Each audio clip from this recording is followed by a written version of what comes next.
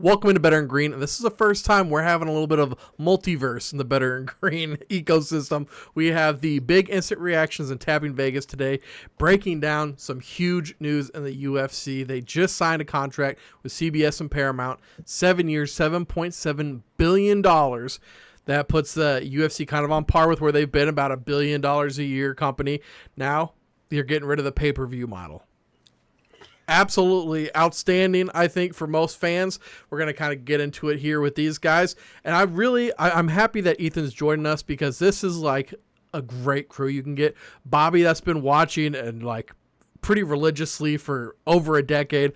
Me, used to watch it, came back here recently in the last 2-3 years. So I kind of like knew a little bit before and now I'm starting to learn a little more again. And then Ethan, he's been kind of, dabbling with it here and there. He hasn't been quite all into the sport yet because let's face it, guys, the best fights, the best cards this entire time have been blocked behind paywalls, blocked behind that pay-per-view. And unless you're doing the naughty streaming out there, then it's not something that if you're not a fan of the sport and grew up with it, you're probably not paying to watch it. So we have a lot of different views here that we're going to be talking about. Let's start. I'm going to start with Bobby. I want you to go from one extreme to the other. Bobby, I'm going to start with you, your thoughts of this, and then Ethan, I'll go to you right after him. Okay. Yeah, so it's a $7.7 billion deal. It's good for 7 years. That's about the length that the ESPN deal was good for, right? ESPN deal started in 2019, January, with the Cejudo Dillashaw card, I believe, was the first card they had on there. They had Greg Hardy on there, all that, right? They kicked it off.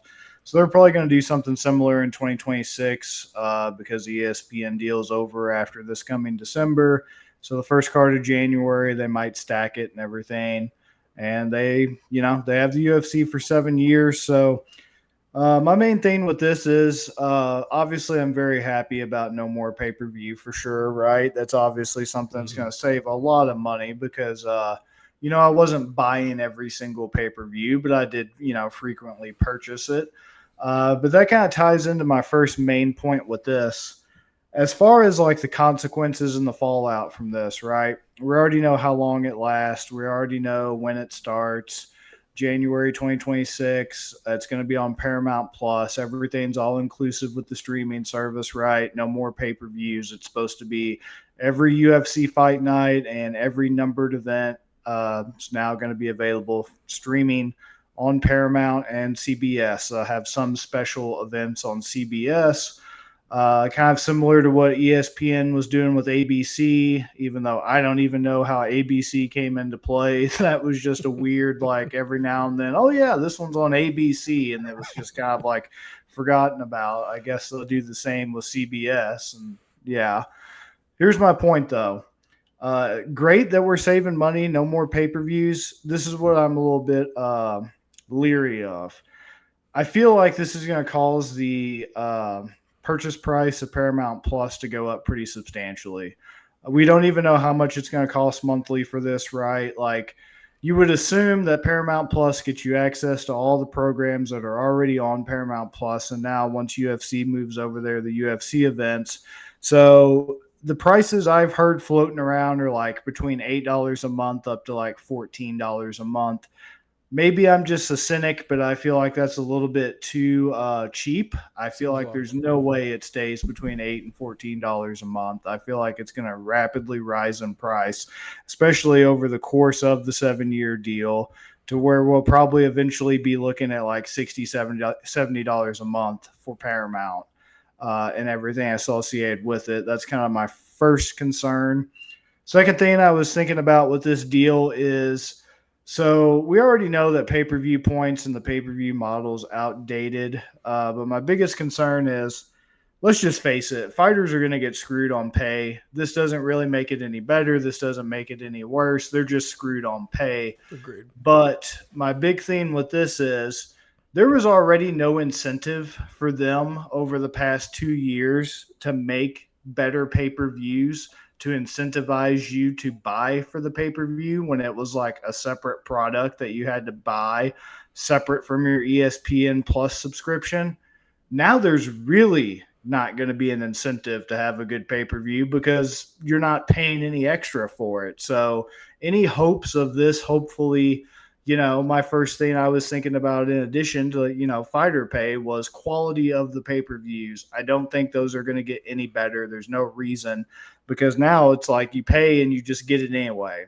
So now there's definitely not a reason. And it's not like they were trying with the garbage they've been passing off as pay-per-views for like the past 2-3 years that you're having to spend $80 for. If they didn't care about you spending $80 for it, they're definitely not going to care about you spending, $20 a month or whatever for it to be included in a streaming service.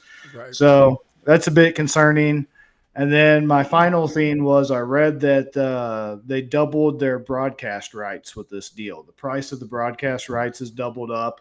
So they're going to be making even more money off this deal for their bottom line because I was like, okay, since you're getting rid of the pay-per-view very begrudgingly, something I literally didn't think was going to happen for another 3 years. We're so stuck in the damn past, keeping it this long to begin with. And then I looked into it and it's like, oh, okay. You're doubling the broadcast rights fee you currently get from ESPN. So that's how you're going to do it. And then we already know that's not going to trickle down to the fighters, right? That's not going to get passed on to them, even though they're doubling the broadcast fees from their existing deal. And then my other main point, and like I said, I'm not trying to be a Debbie Downer. I'm excited to not have to spend extra money on pay-per-view. This has been a long time in the making. This should have been done years ago. But another thing I'm worried about is with this deal, are they going to eventually basically have it to where it is now where fights before the deal aren't available? Because that's what they do on ESPN, right? Anything you wanted to watch in the UFC library before 2019 with ESPN, you had to have Fight Pass. So you still had to have 2 different subscriptions to watch all the Fight Pass content, right? Like the Fight Pass exclusive stuff they have with some of the regional scenes, like the Quintet. I think Quintet was still on there. Some of the other jiu-jitsu comps, like all that stuff that was specific to Fight Pass, you can't get on ESPN. And I would wager it's probably going to be the same thing on Paramount, where anything like that happened during the ESPN era, you won't be able to watch until eventually, maybe if they decide to upload it to the library, they upload it. Anything that's still on Fight Pass, you still need a Fight Pass subscription. My main point is it's just frustrating that this still isn't a one-stop shop. There's still other content that you're missing out on and older fights, older catalogs that if you can't find on YouTube or whatever else, you're still not going to be able to find it on Paramount Plus, and that's frustrating because it's just like an oxymoron to say it's all inclusive. No, it's not. And then my final point is, what's kind of the temperature of social media and like other fans, and what are they thinking about it? I can't get too rude, crude, and socially unacceptable on here with what I really want to say, but you can't please damn fans. You can't, because the majority of the reactions I'm seeing are, "Why pay $12 a month when I could watch it for free?" And it's just like you're never happy. You're never happy. The vast majority of the fans are just like, I'm still gonna spicy stream. Still gonna do whatever meth lab crack stream 500 expedition, whatever. Like nobody's ever happy. Nobody's ever happy. So that's kind of my main takeaways. Okay. Yeah, so that's going from the guy that he's seen the little tricks that UFC pulls. Ethan, how's it as somebody that's going into it? Is this going to make you watch more UFC, do you think? Yeah, well, first off, honored for my first Tapping Vegas appearance. Welcome, man. Maybe we'll be back for more guest appearances now that it is more accessible. Yeah. Also, tough act to follow after not only you guys record-breaking episode last week or record-breaking weekend, but everything Bobby just had to say right there. A lot of good points. I want to start with the price thing because I did see a tweet that was like where the prices currently sit. We were paying, I think it was like $1,150 to watch every UFC fight in 2025. Next year, it'll be $120 for the year. So like Bobby was saying, that can't last. Back. Yeah, that's too big of a gap. But if it is more accessible, I do think I'll be watching more. And right now, I just a lot of the pay-per-view stuff, and that's choppy. It's not perfect by any means. Yeah. But for someone that's not as involved in it, it works okay. So, like you said, Ben, I've been getting into it a little bit more throughout the last year. It really comes down to if I'm at home watching sports, I always have UFC on a Saturday. If I'm busy, I don't. But I think, having it on Paramount or CBS, I could much easier stream it to my phone. I can't do the to my phone quite as well as you can computer. So even if I'm out and about, I think that makes it more accessible, hopefully. But yeah, I mean, my initial thought was that it was great. It'd be a more accessible viewing experience. But, Bobby did bring up a lot of points where, is it really going to be as easy as it sounds? Probably not. Yeah. Yeah. And this is, they say the UFC is one of the fastest growing sports. And as somebody that grew up and spent a lot of my childhood, like in combat sports, it's a small community. Like, that's why, like, these Ben Askren getting the double lung transplant and people following along, like, it's emotional, and it's a small group. It's a small family. So even though, it's one of the fastest sports in the world, fastest growing sports in the world, I mean, we're one of the fastest growing sports prediction shows on YouTube. We're not as big as some of those others. It's a little going to be harder than getting 190 times your subscribers the last month. We're able to do that type of stuff. So they're growing, which is good, and it's very necessary. But I do think this is going to be a good next step because, we kind of talk about it here at Better and Green too. Most of our stuff on the website's free, but then you put that paywall up, and we give you guys like some DFS, some extra bets and stuff. It's that little extra, but you're not getting the people that are just kind of interested and want to see opinions.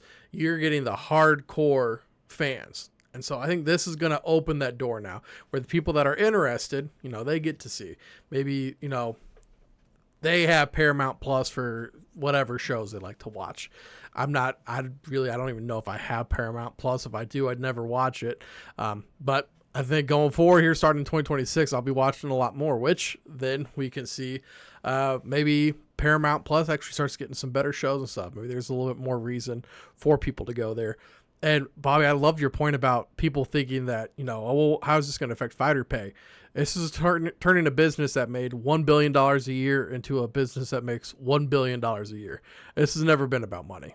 This whole thing, this deal, unfortunately, I hope that one day we get a little closer. I really think what the UFC needs to do is they all need to wear shirts that say, like, pay me what I deserve. I believe. Is that what they said, Ethan? Yeah. Maybe what we're owed, or something like that. Yeah, I think that's the only way they're going to start getting this pay to average out a little bit more. I remember we were talking about doing like medical insurance for all their fighters. I believe they have 800 something, would be like 1% of their yearly annual income. This is not a money thing. They have the money. They just need to choose to do the right thing for their fighters. I'm wondering if, since now we have such a set number, right? It's so easy to be, and this is kind of exactly what you were saying too, Bobby.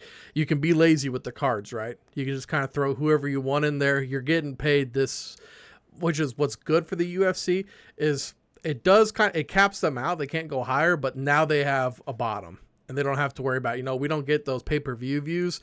Then, like, we didn't make as much money as we thought we were going to.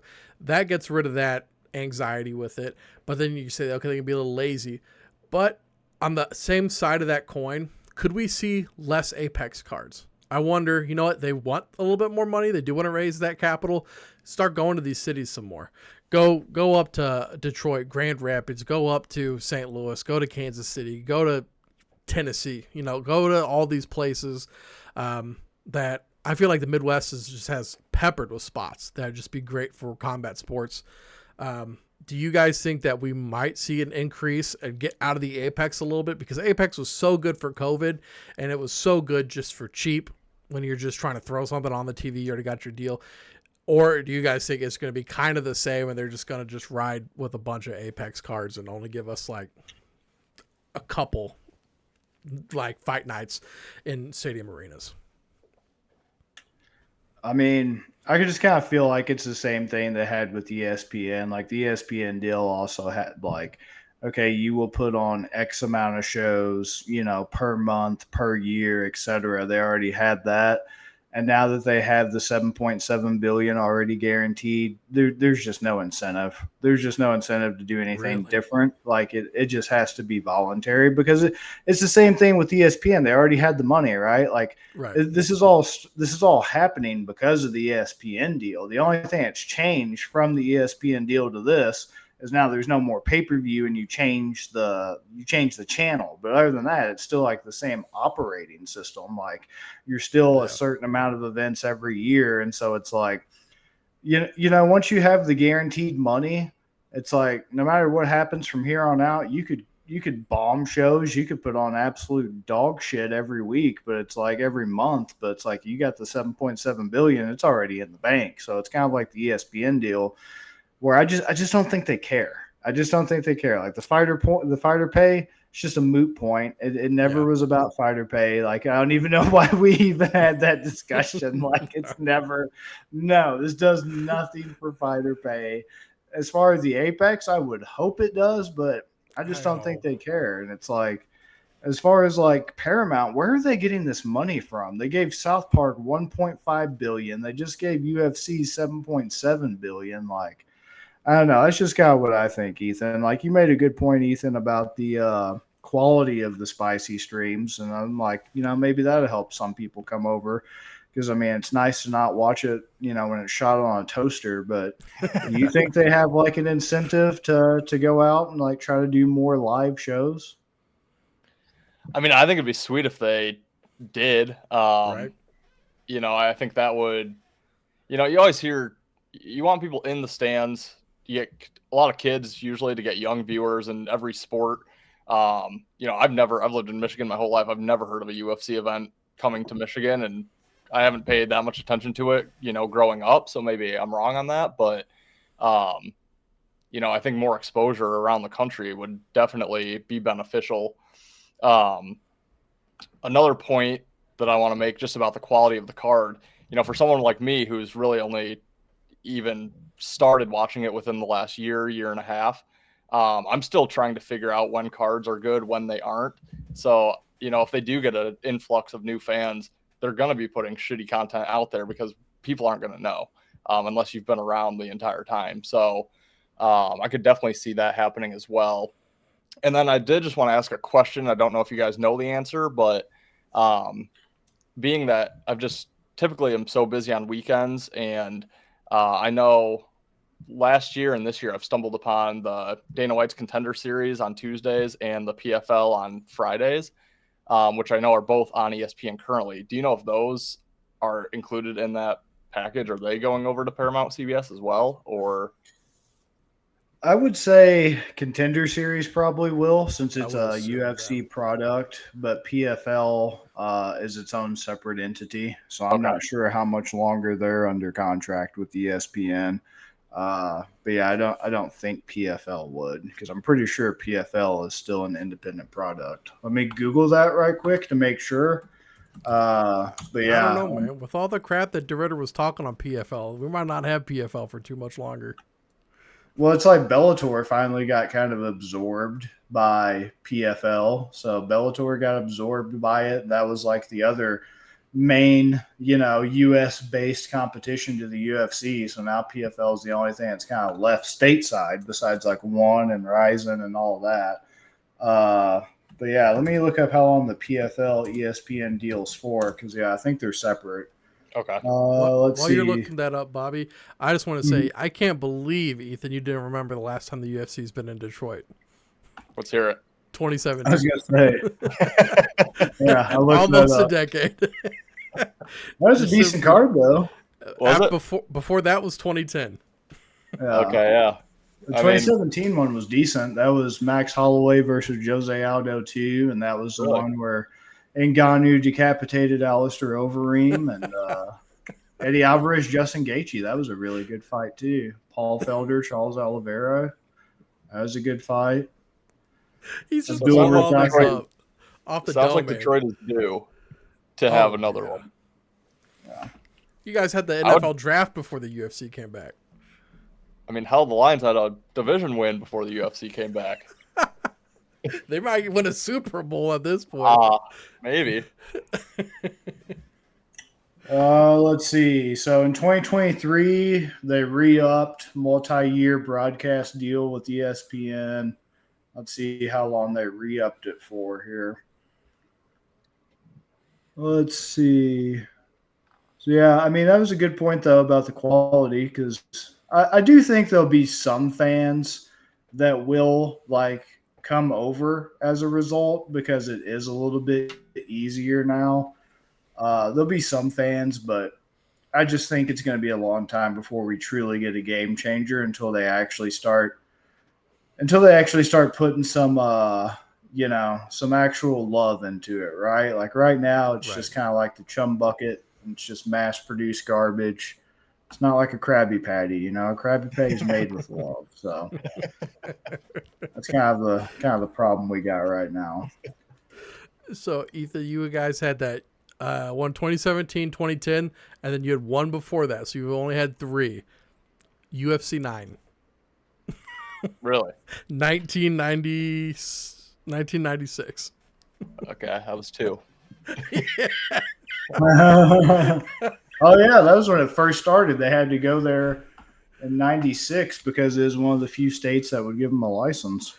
I was going to say, going to Detroit, and it's the 9th UFC fight event that they had. They're probably just pulling dudes off the street for that one. Yeah, that was back when they were. Did it bomb that bad that they couldn't have them back for 14 more years? How bad did that have to be? I mean, it probably was bad. The first, it started in '93, and for the first 8 years up until whenever Forrest Griffin fought Stephen Bonner, it was constantly losing money. They couldn't even get licensed. That's why they just had to move over. I think the first one was in Denver. Yeah, the first one was in Denver. That was the only place I'd give them a license. And then after that, they had to go middle of nowhere, Dothan, Alabama, because Dothan, Alabama was the only place that would give them a license. And then from there, it was just all right, who's going to give us a license? We'll go anywhere that will allow this to happen. This is hilarious. The co-main event for that UFC 9 was Don Fry, the dude with the mustache that just would hold people's head, just punch them in the face, no defense. He got a knockout 9 minutes and 30 seconds into the first round. God, a 9-minute first round. 9 minutes and 30 first round. And then you scroll down a little bit. Oh gosh, where is he? Mark Schultz got a KO 12 minutes into the first round. Jeez, oh Pete. These are 15-minute fight total. And then Dan Severn had a decision, round 3, 3 minutes. I'm like, are we just kind of deciding how many minutes? A 3-minute round 3 for a decision? I don't get that. Yeah. Come a long way. Yes, they have. And see, now they get a new generation, a new group of fans. I think this is a great move for the UFC. Thank you guys for hopping on with me. Ethan, he is making a video every single day, doing daily dingers, giving you guys your baseball plays. He's going 3-0 tonight. I'm just calling it right now. Also, me and Ethan are coming out on, I believe, Thursday, breaking down the NFC conference for this upcoming season. And then me and Bobby are back with you guys on Friday, giving you guys Hamza Chimaev, Bobby, versus Dickless DDP. Duplicity. So we have a lot of good content coming out. Thank you guys for watching. Make sure you hit that like button and subscribe. We'll see you guys later. Peace, guys. Peace.